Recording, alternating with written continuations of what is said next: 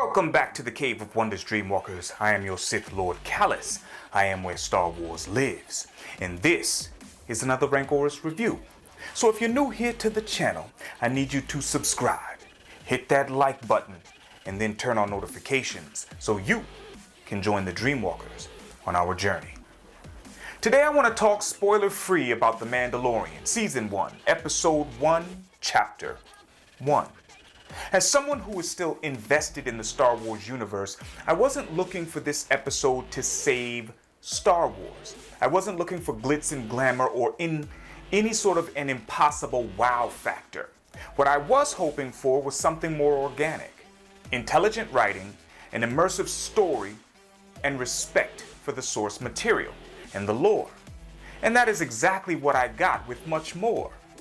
You see, as the story begins, I was immediately drawn in. The chime from the tracking forb, the whirling snow and howling winds, it all transported me directly into the world and set the stage for this solitary warrior as he approaches the town in search of his bounty. The vibe was very Wild West as he enters the cantina. You can hear his boots clank against the floor, very reminiscent of the old Western movies with their boots and spurs.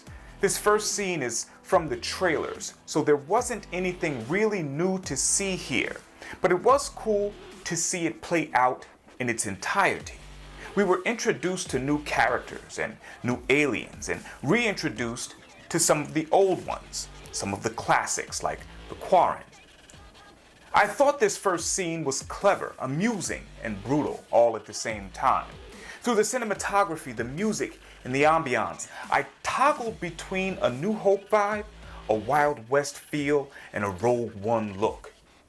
And as the Mandalorian brings his bounty back to his ship, a Razor Crust that predates even the Empire, I appreciate that they did not use the Firespray class ship, so often associated with Boba and Jango Fett.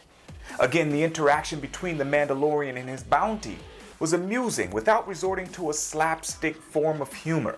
It felt natural, and I enjoyed it. The shots leaving and approaching the planets from space looked great, and as the ship arrived planetside, the low atmospheric flight and landing all appeared very realistic. Now, one of the things I enjoyed watching most was the honor that seemed to be so prevalent between the members of the Bounty Hunters Guild. Carl Weathers' character, the guild leader, as he appeared to keep that balance intact.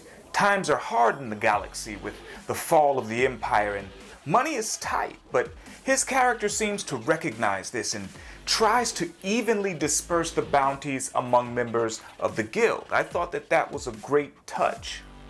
Moving on though, the scene with the Imperial representatives was probably one of my favorites. Seeing the stormtroopers in beat up and run down armor when they are so typically pristine in white and black lets you know just how hard these times really are right now in the galaxy. The intensity of this scene was incredible through the manner of speech by this Imperial representative and the music. It was immersive. I absolutely got a sense of how significant this next mission would be for our lead character. Then, and without spoiling anything, the following scene in the Mandalorian Enclave, we get a sense of what the Mandalorian has been through with a few flashbacks and a surface level dive into Mandalorian lore. I love that they upheld the significance of the Beskar to the Mando culture. The armor with, the armor smith rather, she looked incredible. In fact, her helmet reminds me of Mandalore the Ultimate, but more than anything, this scene lets us know that the culture and its people are more important to our hero than money. Then the Mandalorian tracks his new bounty planetside, a rocky and mountainous planet. And it's here that he meets the Ugnaught, played by Nick Nolte, and where we see the vulnerability, the heart, and the imperfections of our main character. He is not Superman, he is flawed, and this makes him relatable. I enjoyed his interactions with the Ugnaught, especially when the Ugnaught said, "I have spoken," and learning more about the blurred beasts. My only complaint during this last act of the episode was IG-11. While he was certainly a badass, his movements were so wonky at times that they really disturbed my eye, and I know this was probably intentional considering the kind of droid he is, but I would have preferred to see him move more like K2SO or even the battle droids, a little more fluid. Not a deal breaker, but certainly worth a mention.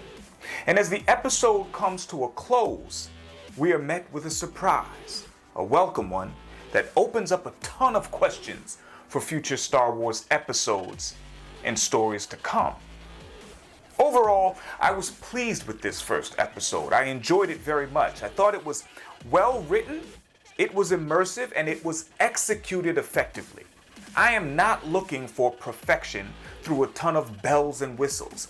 I just want a great story in a galaxy far, far away. And The Mandalorian looks like the beginning of something special. I can't wait for episode 2, but you guys let me know your thoughts in the comments. Don't forget to subscribe, like, and share. And remember this. I do what I love. I hope you love what I do. This has been another Rancorous review. Until next time.